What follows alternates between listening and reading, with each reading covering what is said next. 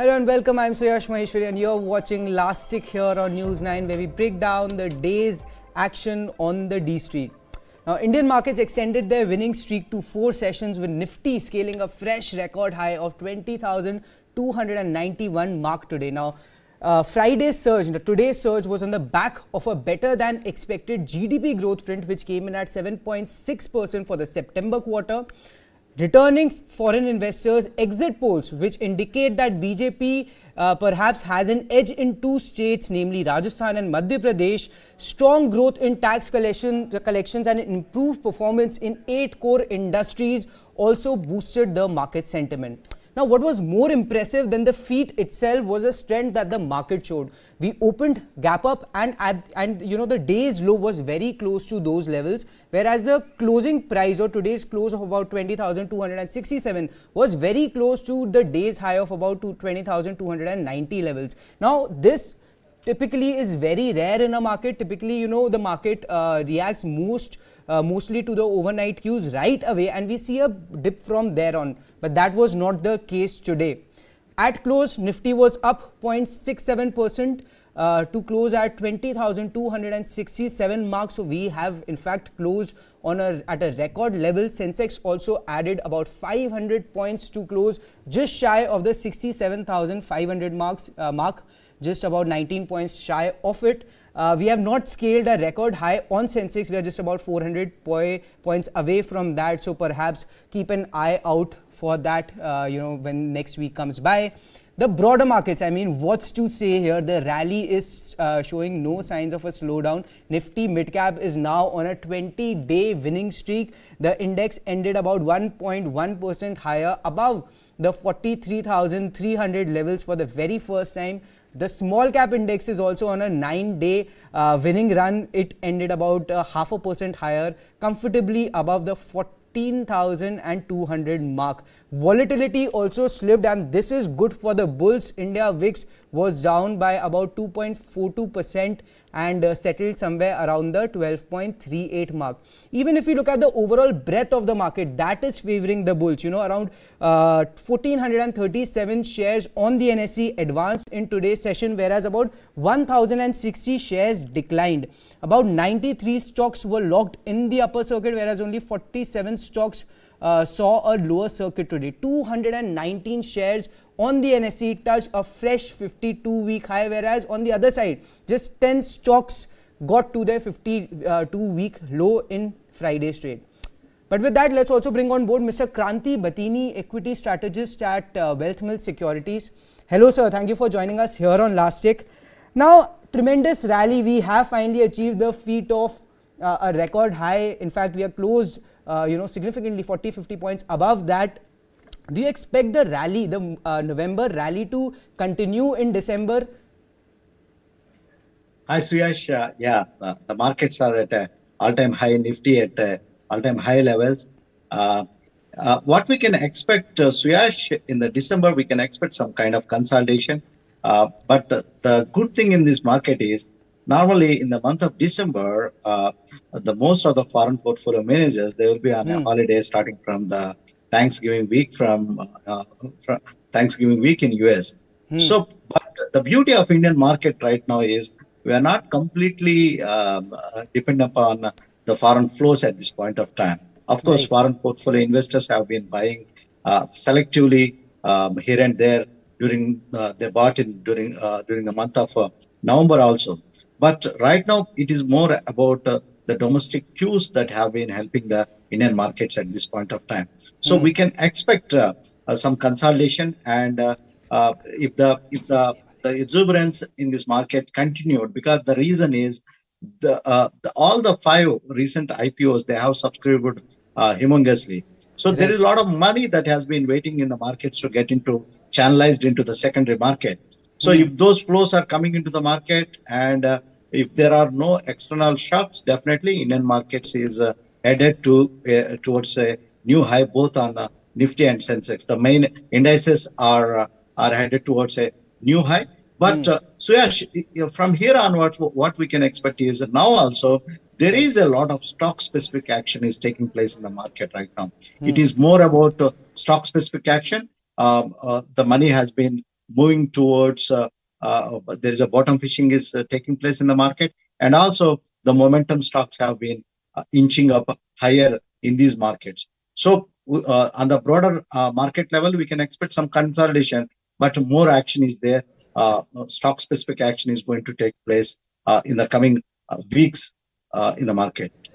Now, Kranti, as you rightly pointed out, stock-specific action and sector-specific action will perhaps likely continue in the months to come. And we were just looking at the sectors which outperformed the market and generally did well during from September 15th, when the market scaled that 20,000 222 mark to now. Nifty Realty, as you can see on your screen, has given the best returns. It's at the index overall is at a 16-year high. It scaled, it was up about 21.5%. CPSE, Energy, Auto, Oil Index, all gaining somewhere around 5 to 11%. Kranti, my question is simple: which sector will perhaps take that leadership role going forward? Yeah. From here onwards, Shreyash, the momentum in defense and engineering and construction and infra, okay, it can continue. Of course, the reality space has been doing a very good despite of the high interest rate regime. What we can see is it gives the optimism of Indian consumers and Indian investors right now at this point of time.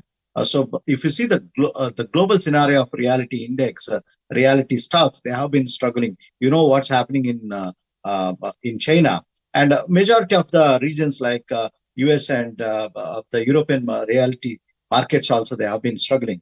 Whereas in India, the Nifty reality index has been up one of the best performer in the past 1 month, and also from last Diwali to this Diwali, one of the outperforming indices in the markets is reality index. So we can see some kind of heightened activity in the pockets in reality. So this outperformance can be continued. Okay, it's not the end of the outperformance right now. We can expect some more. There is a headroom is left in reality also. But the focused sectors can be the defense.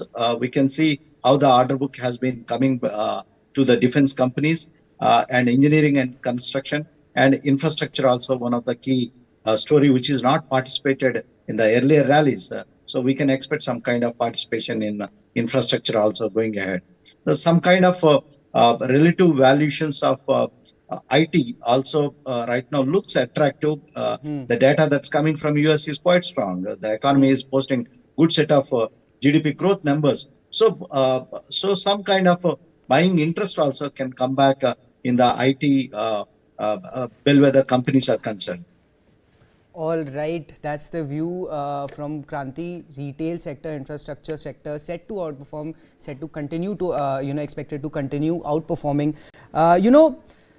The primary markets, you also just mentioned, the kind of activity we are seeing, the participation from both institutional and retail investors. We had, two great listings yesterday in Gandhar and your Tata Tech. Both stocks are now down about, 7% or so. Investors who perhaps missed out on the opportunity because of the strong, opening listing, should they perhaps look to enter these stocks, and what should be the strategy? Lump sum at one go, or perhaps invest in a staggered manner? Definitely, Suyash, not lump sum in a single go. Definitely not. Okay, one need to have a staggered manner approach because the valuations, when a stock gives on the listing day itself more than 100% return, 150% returns, the stock valuations are completely in a astronomical zone. But given the kind of fundamentals of these companies are concerned and the longer term outlook of these business models are concerned, one need to buy at a dip. There's no need to, there is no hurry to jump and buy immediately. One need to buy at dips in a very staggered manner as per the investors are concerned. As per the momentum is concerned, one need to see the price movements and take the decision. But as far the investing is concerned, one need to buy in a very staggered approach. All right. But moving on, Kranti, the buyback of TCS has opened today. Before I come to you, let's also run our viewers through the details of the buyback. Now, the buyback will obviously close on December 7, which is next Thursday. And let's first understand the basic details of the buyback. As you can see on your screen, it's a 17,000 crore buyback, and the company intends to buy back nearly 4.2 crore shares of 42 million shares at a price of somewhere around 4,150 rupees per share. Now, retail investors, the investors, with an overall investment of less than 2 lakh rupees, they have been assigned an entitlement ratio of 1 share for every 6 shares held as of the record date, which was November 25th. Now, this works out to an entitlement ratio of about 17%. This means if a retail investors wishes to participate in the buyback, they can only tender 17% of the entire holding, whereas other investors, those in the general category, have an entitlement ratio of 2 shares for every 209 shares held. Now, we have prepared an example to see if the buyback actually makes sense for a retail investors, which again, remember, are your small time investors with a investable amount of 2 lakh or less. So, let's say you wanted to participate in the buyback, and in the buyback you bought somewhere, you bought the shares on November 24th, the last trading session before the record date. On the day, TCS was trading at an average price of somewhere around 3,450, meaning that you can buy up to 57 shares to qualify for the retail category. The math is pretty simple. You simply divide the maximum investable amount, which is 2 lakh rupees, and divided by 3,450, the closing price of November 24th. That works out to about 57 shares. And at an entitlement ratio of 17%, you can pretty much tender back 9 shares for the buyback at a price of 4,150. Now, this brings our net invested amount for the remaining 48 shares to about 3,318.75 per share, meaning if you had invested in TCS just to benefit from the buyback, the prices have to stay above 3,318.75 for you to make a profit. Now, this gives us a headroom of about 3.8% or so. Now, interestingly, in the last 3 out of 4 buybacks, the stock ended in the red 1 month post the buyback. Only in 2020, the stock had surged about by 6.5%, as you can see on your screen. And this was on the back of a broader rally that was playing out in the tech space. So, Kranti, coming back to you, I mean, doesn't seem like there is a much of a, return for retail investors, much to participate for in this buyback, is it? Yeah, so as you rightly mentioned, but if the investors want to take that advantage of this buyback, whatever be the minuscule advantage is there, they can participate. But one good thing is always the company is quite strong. Okay, it's a bellwether company with a strong pedigree. So when they tender in the buyback, if that goes through, but one need to buy this stock again, the open market, the secondary market, they can accumulate the stock for a longer term basis. Because one of the key theme is when most of the investors, when they tender the stocks in the buyback for the short term, the gain and the opportunity they have in the medium to short term, they tend to miss the long term opportunity of these stocks. So one need to have a very staggered and a long term approach here. Just it's not a company to just to tender their shares and forget. Okay, it's a company to hold on in their portfolio, which gives the safety and stability to the core portfolio of investors. Now, Kranti, TCS has bought back nearly 83,000 crores of equities in the last 4 plus this buyback. Do you think that perhaps there is a lack of opportunity for the company? So yeah, it's not the question of lack of opportunity. The promoters are one of the primary participators in the buyback. At a group level, the Tata Sons have been deploying their money and increasing their capex in the various companies at a group level. So this is the reason for the buyback that's taking place, because this is one of the key cash cow for the entire group is concerned. And as seems to be there is enough cash is there on their balance sheet. They have been doing this activity. As there is a significant opportunity that clocks to the company, they can go for some kind of organic or inorganic growth. They can definitely do that.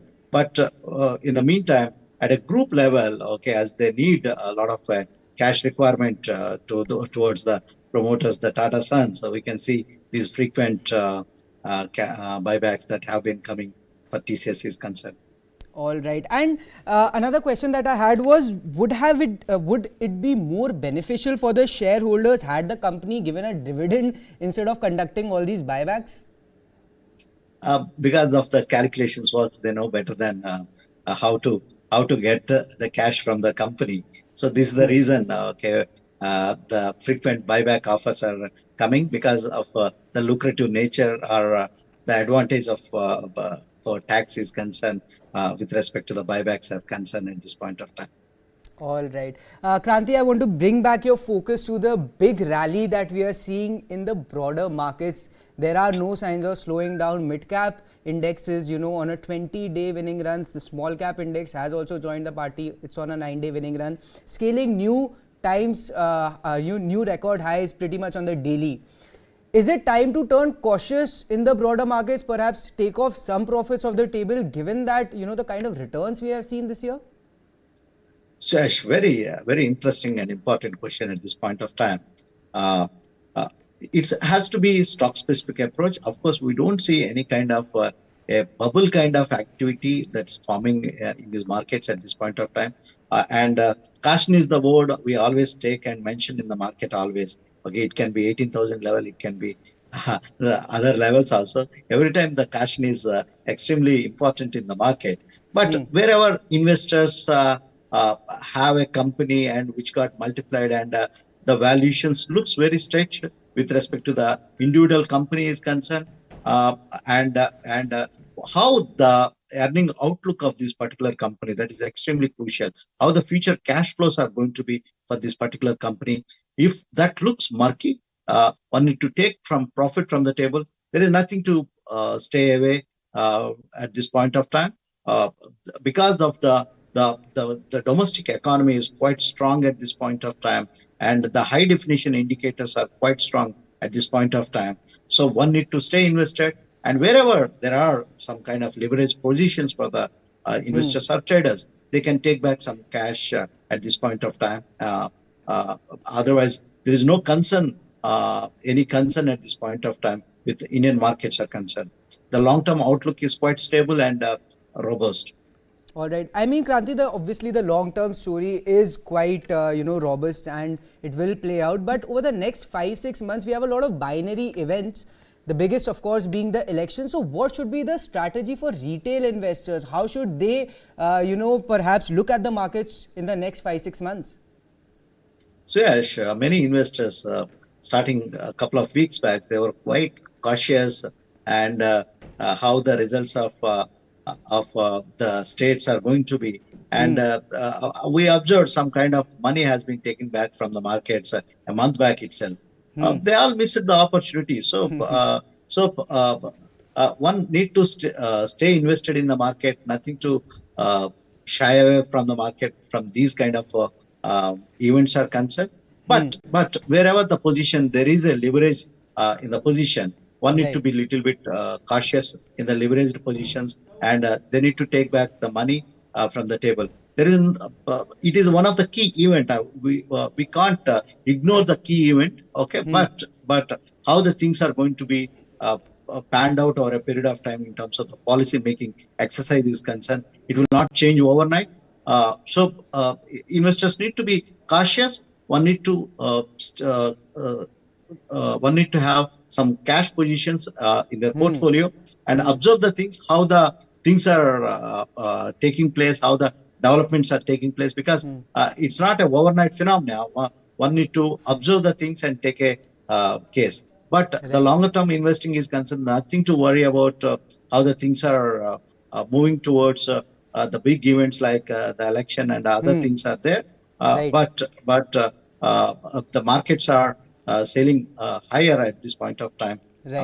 So one need to have that shift action is needed at this point of time, Suyash. All right. So the long-term story remains intact. Avoid taking leverage, but ride the wave to new all-times high. That's the word coming in from Mr. Kranti Batini. Sir, appreciate your thoughts. Thank you for joining us here on Last Tick.